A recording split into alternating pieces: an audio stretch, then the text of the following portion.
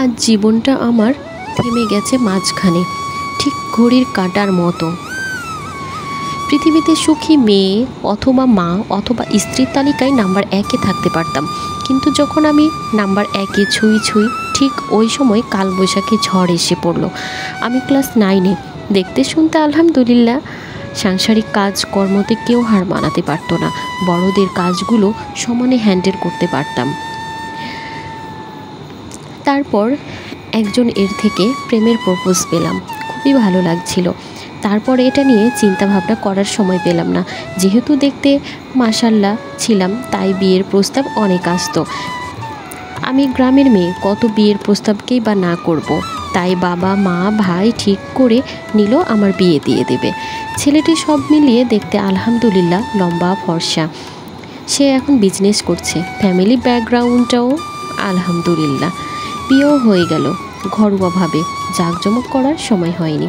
এভাবে দিন যেতে লাগলো। শ্বশুর বাবা খুবই ভালোবাসতো। শাশুড়ি সুস্থ ছিলেন, বয়সটা খুব বেশি ছিল না, 50+ হবে হয়। তারপর আমিও সে পরিবারে মানিয়ে নিলাম এবং আমি বেশিরভাগ সব কাজকর্মই করতাম। সকালবেলা রুটি, কালাইয়ের রুটি, তেল পিঠা, এগুলো তো আমার হাতছাড়া হতোই না। আর সবাই বলতো, তুমি সবগুলোই কাজ এত সুন্দর গুছিয়ে পারো। এগুলো শুনতে আমার ভালোই লাগতো। শ্বশুর বাবা একদিন বলল, পড়াশোনাটা করো, পরীক্ষাটা সামনে। তো যাই হোক, 2014 সাল এসএসসি পরীক্ষাটাও দিলাম। মেধাটা একটু ছিল বলেই একটু পরেই রেজাল্টটা ভালো করলাম। তারপর ইন্টার ফার্স্ট ইয়ার কনসার্ট কলেজে ভর্তি হলাম, শ্বশুরবাড়ির কাছে। শ্বশুরবাড়ি থেকে যেতে সুবিধা হবে বলে সেখানেই ভর্তি হলাম। আমার দেবর ছিল, তো আমার আগেই তার অনেক বিয়ে হয়ে গেছে, কারণ তাদের প্রেমের বিয়ে ছিল বলে পালিয়ে বিয়ে করেছিল। তার শ্বশুরবাড়িতে এখনও মেনে নেয়নি। শুনেছি আমার যা তার বাবার বাড়ি এখনও যায় না, মেনে নেয়নি বাবা। তাই এভাবে দিন যেতে লাগলো। তারপর কিছুদিন যাওয়ার পর আমার শ্বশুর মারা গেল। তারপর এভাবে আবার কিছুদিন যাওয়ার পর আমার শাশুড়ি, আমার যা আমাকে কটু কথা শোনাতো, একটু কেমন জানি করতো। দিন দিন ব্যবহারটা আমার সাথে খুবই খারাপ করতো। যাই হোক, আমি সব কিছু বুঝেও তারপরও মানিয়ে নেওয়ার চেষ্টা করতাম। তারপর আমার মেয়ে হলো।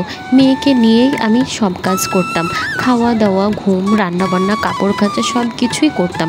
হাজব্যান্ডও হেল্প করতো সময় পেলে। আস্তে আস্তে দিন যেতে লাগলো। 2014 সাল, 2015 সাল, 16 এবং 2017 সাল শেষ হলো।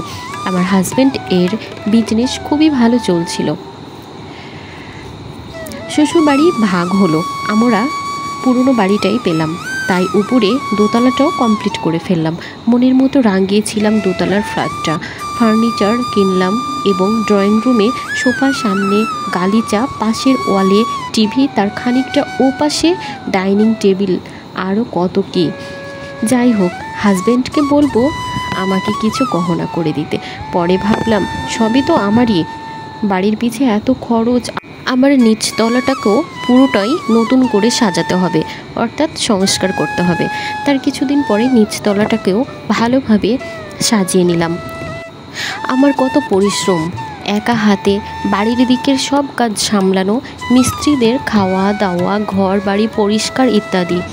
থাক সব কথা, বাড়ির ছাদটাও বিভিন্ন ধরনের মাল্টি কালারের লাইটগুলো দিয়ে ডেকোরেশন করিয়ে নিলাম। আরও কত কী, ছাদে এই গাছ লাগাবো, সেই গাছ লাগাবো, অনেক কিছু।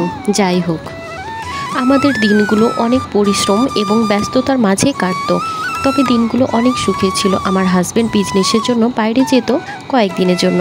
তারপর এভাবে কিছুদিন যাওয়ার পর আমার হাজব্যান্ড মাঝে মাঝে ছোট ছোট কোনো ইস্যু নিয়ে আমার সাথে ঝামেলা শুরু করতো। আমি কিছু সন্দেহ করলে সেটা আমার দিকে ঘুরিয়ে আমাকে কটু কথা বলতো, বাবা মা ভাই তুলে বকা দিত, যা সহ্য করা যেত না।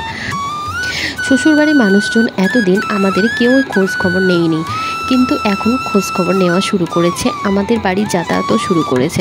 কারণ আমার সাথে আমার হাজব্যান্ডের মনোমালিন্য হয় বলে। কারণ এখন তাদের ছেলের সাথে যদি ভালো ব্যবহার করে বা হ্যাঁকে হ্যাঁ বলে এবং নাকে না বলে, তাহলে তো তাদের অসুবিধে নেই, বরঞ্চ তাদের লাভ হবে। আর তাতে আমার ক্ষতি হলে তাদেরকে এসে যায়, কারণ তাদের ছেলের বিরুদ্ধে যদি তারা যায় তাহলে তো তাদের খরচটাও বন্ধ হয়ে যাবে। তারপর আমার ছেলে হলো, ছেলের বয়স 1.5 বছর। অত্যাচারের মাত্রাটা আরও অনেক শুরু হলো। মার মাঝে মাঝে গায়ে হাতও তুলতো। ভাবলাম এই সংসার ছেড়ে বাবার বাড়ি চলে যাব, কিন্তু বাচ্চা দুটো তাই পারলাম না। কিছুদিন পর হাজব্যান্ড মেয়েটাকে বিয়ে করবে, এতদিন হলো সম্পর্ক রয়েছে। বাস্তব জীবন এত কঠিন, সিনেমাকেও হার মানায়। বিয়ের দিন আমাকে মারধর করা হলো এবং আমাকে দিয়ে জোর করে তার হাতে মেহেদি এবং পাঞ্জাবি পরিয়ে নিল। তারপর জাঁকজমক করে আমার হাজব্যান্ডের বিয়ে হলো। নতুন বউ বাড়িতে আসলো, আমাকে নাকি নতুন বউকে বরণ করতে হবে। তো আমি ভাবলাম, আমার আলমারিতে আমার একটা 3 পিস ছিল, সেটা দিয়েই আমি বরণ করলাম এবং বউর দিকে দেখলাম এবং ভাবলাম, আমার এই কষ্টের রাজপ্রাসাদে আজ আমার সতিনী মহারানী। তাও সবই মানিয়ে নিলাম, কিন্তু ঠাঁই হলো না। এখন আমি বাবার বাড়িতেই। তো এতক্ষণ আপনাদের আমি যার কথা বললাম, এটি আসলে আমি নই, আমার ফুফাতো বোন শিরিন। তো সবাই ওর জন্য দোয়া করবেন, ও যেন অনেক ভালো থাকে।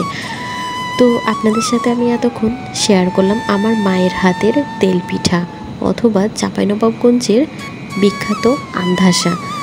তো সবাই ভালো থাকবেন, সুস্থ থাকবেন। আজকের মতো এখানে। ধন্যবাদ সবাইকে। খোদা হাফেজ।